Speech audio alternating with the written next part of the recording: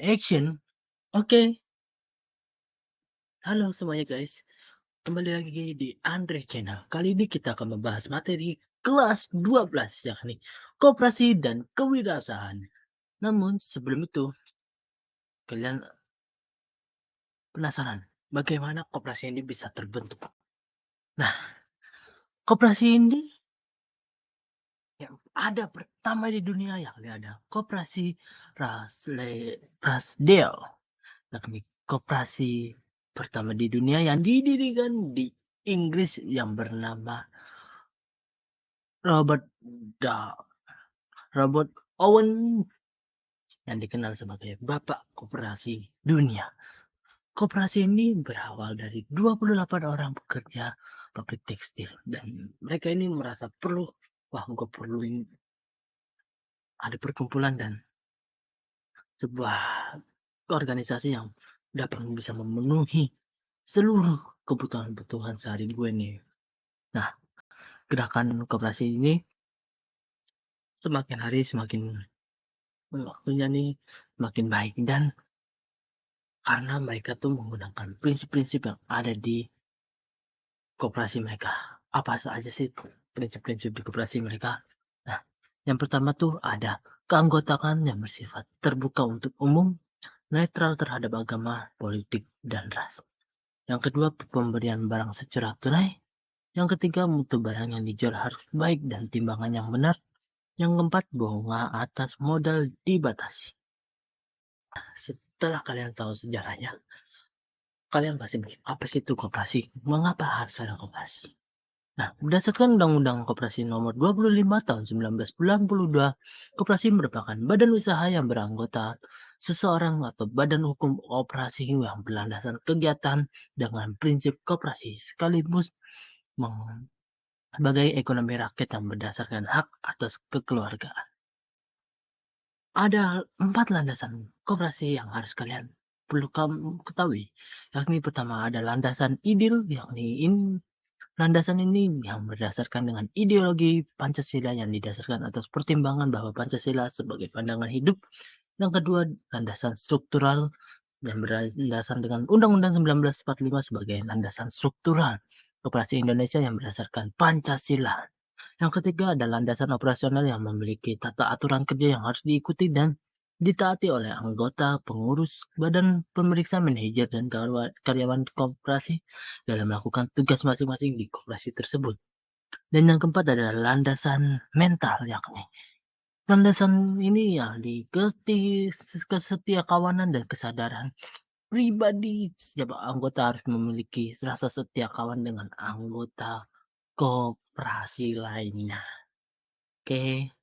Dan berikut ada 4 jenis fungsi dan peran koperasi. Yang pertama untuk membangun dan mengembangkan potensi kemampuan anggota.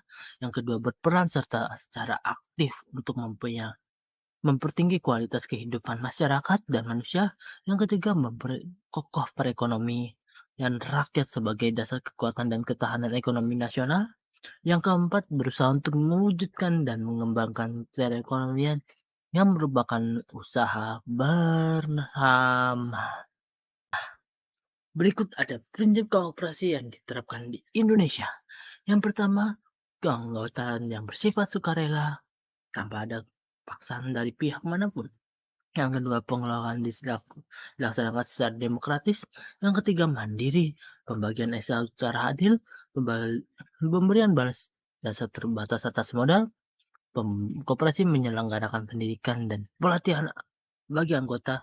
Yang ketujuh, kerjasama antar anggota koperasi. Oke. Dan berikut ada struktur pengurus koperasi yang pertama. Mereka membuat rapat anggota untuk menentukan pengurus dan pengawas koperasi. Lalu mereka berdua menunjuk manajer koperasi. Dan manajer koperasi membentuk sebuah unit usaha koperasi yang berdasarkan prinsip koperasi dan unit usaha ini mencari anggota koperasi. Nah, oke. Dan selanjutnya, penggolongan koperasi di Indonesia ada apa aja sih? Ada dua guys, yakni ada koperasi primer, ada koperasi sekunder. Perbedaannya apa sih? Nah, untuk koperasi primer ini merupakan koperasi yang beranggotaan dengan perorangan dengan jumlah minimal 20 orang. Dan untuk koperasi sekunder merupakan koperasi yang beranggota beberapa koperasi yang berbadan hukum dan dibagi menjadi 3 bagian, yakni pertama koperasi pusat, yakni koperasi yang anggotanya minimal 5 koperasi primer. Wilayahnya kerjanya cuma satu kota dan atau kabupaten. Yang kedua koperasi gabungan, yakni koperasi yang anggotanya minimal 3 koperasi pusat, wilayah kerjanya satu provinsi. Yang ketiga, koperasi induk yakni koperasi yang anggotanya minimal 3 koperasi gabungan, wilayah kerjanya skala nasional. Dan selanjutnya ada jenis-jenis usaha koperasi yakni koperasi produksi, merupakan koperasi yang melakukan kegiatan usaha untuk membantu proses produksi yang dilakukan oleh anggotanya.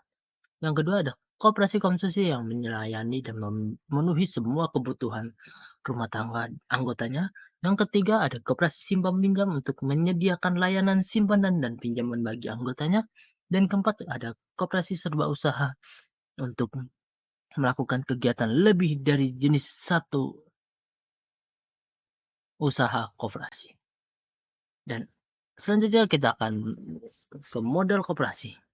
Model koperasi ini ada terbagi menjadi modal sendiri dan model pinjaman. Modal sendiri ini berasal dari satu, simpanan pokok yang wajib dibayar anggota setiap pertama kali memasuki koperasi. Yang kedua, simpanan wajib merupakan simpanan anggota yang dibayar secara berkala yakni tahun, per bulan, itu tergantung kebijakan koperasi.